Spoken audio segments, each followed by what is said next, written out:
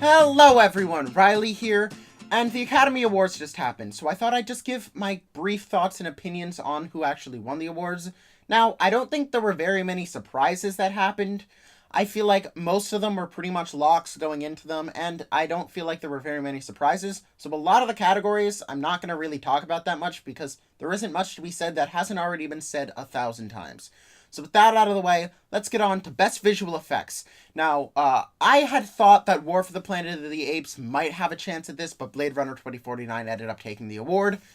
I'm kind of disappointed in this. I have not seen War for the Planet of the Apes, and while the CGI in Blade Runner was amazing, I still think that what I assume to be and what people have said about War for the Planet of the Apes is that it's just on another level, and I was thinking that they may have awarded it just because of like a prize for the whole franchise as a whole, but apparently they didn't. I feel like this is probably going to end up being a similar situation to the 2000 ceremonies for 99's films when The Matrix won over Star Wars Episode 1, where the visual effects for Episode 1 were clearly better. I feel like they just voted for The Matrix because it is generally considered to be a better film and is more in the Academy's wheelhouse. I feel like that may have happened with Blade Runner 2049 and War for the Planet of the Apes. For Best Hair and Makeup, Darkest Hour won. I don't think anyone was really expecting anything otherwise. I mean, it's pretty much entirely just for the look of Gary Oldman, who had an insane transformation, both in his acting and his appearance, so I feel like it's totally deserved for Darkest Hour. For Best Production Design, it ended up going to The Shape of Water. I would have given it to Beauty and the Beast, but The Shape of Water's production design is incredible, it's really meticulously crafted, and it's just an awards film that ended up winning Best Picture and just seemed to be more in their wheelhouse, so I feel like it's pretty much safe that that was going to win. For Best Costume Design, Phantom Thread won. I also would have given this to Beauty and the Beast, but I feel like the costume design in Phantom Thread is amazing. It's literally a movie about fashion, and it's a major awards film this year. It was nominated for Best Picture, so I feel like it's probably just right that it ended up winning this award. And I'm glad that it at least won something, because it's a great movie. Now, for both sound editing and sound mixing, Dunkirk went away with them. I was thinking that for sound editing, Baby Driver had like a 5%, 10% chance of actually taking it, but it didn't. I also would have given Blade Runner 2049 sound mixing, but however, Dunkirk, the sound in that was incredible. It really added to the atmosphere, and it was really tense and really pounding the entire way through. So I'm totally good with Dunkirk winning. Now, for the documentaries, I've not actually seen any of the 10 nominees for both categories, short, subject, and feature film, so I can't really comment much on them, but I wasn't really surprised that Icarus and Heaven is a Traffic Jam on the 405 ended up winning, because those were the only two ones that I was really hearing a lot of buzz for online, so I don't feel like there were many surprises with those. For the short films, for animated short, Dear Basketball ended up winning it. I'm kind of surprised that Kobe Bryant actually was awarded one after all of the allegations that were coming out in the current climate. I was a little surprised about that, but it just had a lot of momentum going for it. I thought it was personally the weakest of the 5 short films for animated, but it's a good one, so I'm okay that it ended up winning. For live action, I'm so glad that The Silent Child ended up winning. I was expecting it to be DeKalb Elementary, just because of the timeliness of it, and it's just great on its own merits. But The Silent Child ended up taking it. That was my pick to win, so I'm really glad that it ended up winning, and I'm glad that it's getting the recognition. For Best Original Song, Remember Me ended up winning.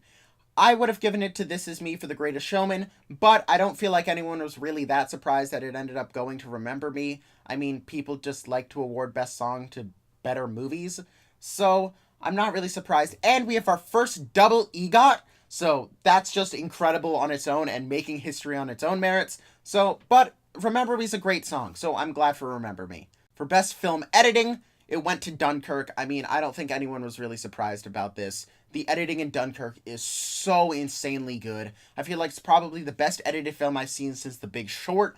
And I'm so glad that it ended up winning. I thought Baby Driver may have had like a 5% chance at this one as well, but so happy for Dunkirk and the people therefore. For Best Original Score, it ended up going to The Shape of Water and Desplat therefore. I mean, was anyone really expecting anything otherwise? I think it was far and away the best score of the year, and I'm totally happy and really thrilled that Desplat came away with another award last night. For Best Cinematography, Roger Deakins finally won for Blade Runner 2049.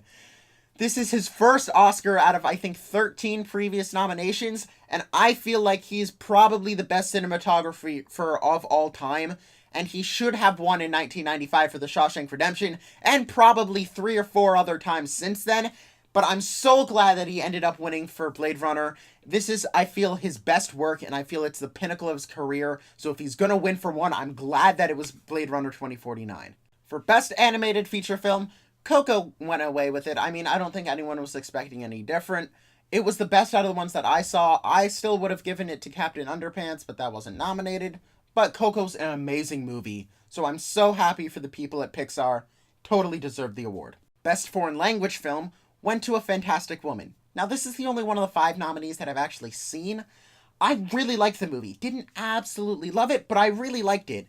And I'm glad that it won, and I'm glad that the Academy is finally supporting films with these types of issues that deal with things that are not often seen in movies, and I'm glad that representation is being made. Best Adapted Screenplay went to James Ivory for Call Me By Your Name, making him the oldest Oscar winner ever, I believe, and this screenplay is amazing. It's absolutely incredible. It was my pick. I think Molly's Game was a close second, but James Ivory did an incredible job melding the relationship and making it feel really natural and not falling into some of the stereotypes that people have with the LGBT community. So I'm so glad that this movie is getting the recognition because it's amazing, and I'm glad that it got Best Screenplay.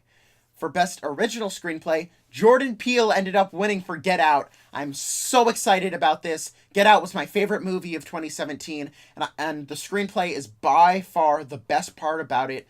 I do think that there were a couple other contenders for it. I think that 3 Billboards had a legitimate argument to be made, but I'm really happy that Get Out ended up winning. Jordan Peele, for his directorial and writing debut, crushed it. For Best Supporting Actress, went to Allison Janney for I, Tonya. I would have given it to Laurie Metcalf, but I'm so glad that Janney ended up getting her first Oscar. She's incredible in the film. Not in it quite as much as I thought she would be, but she's amazing, and she'd been winning everything, so I don't think it was any real surprise. Sam Rockwell also ended up winning for Best Supporting Actor for 3 Billboards. No surprises there. He was my favorite out of the nominees for that category that I actually saw. I feel like he was not my favorite. He was probably my number 5 of the year, but my top 4 were nominated. I would have given it to Will Poulter for Detroit, but Sam Rockwell completely deserved it. He totally crushed it in that movie, and I'm so glad that he finally got an Oscar. Now, for Best Lead Actor, obviously Gary Oldman was walking away with it. He was easily the best in that category. No shade to the other nominees, but, I mean, this was just Oldman's year. He totally had this in the bag. He was just completely transformative in that movie, and he was so powerful, and it had so many different layers to him, and I'm so glad that Gary Oldman won. Now, for Best Lead Actress, it ended up going to Frances McDormand. Again, no surprise there. I would have given it to Sally Hawkins, but McDormand was a very close second, and I'm so glad that she won, and her speech was really, really good. So I can't be upset about that. I'm really, really glad that she ended up winning. For Best Director, it ended up going to Guillermo del Toro. I would have given it to Nolan for Dunkirk, but Del Toro did a great job directing Shape of Water. I feel like the direction and the acting in Shape of Water are easily the standouts. The script, not so much, but the direction of that film is amazing. It really had the storybook kind of fairy tale-like quality with the realism added in. It was a really great melding of different genres in a way, and I'm so glad that Del Toro ended up winning an Oscar. Now, for Best Picture, Shape of Water ended up winning. I'm fine with it. I feel like it was a 2-horse race between 3 Billboards and Shape of Water. I would have given it to 3 Billboards out of the 2, but personally for me, I think that Get Out, Dunkirk, and Call Me By Your Name were better than both of them. I am fine with it winning.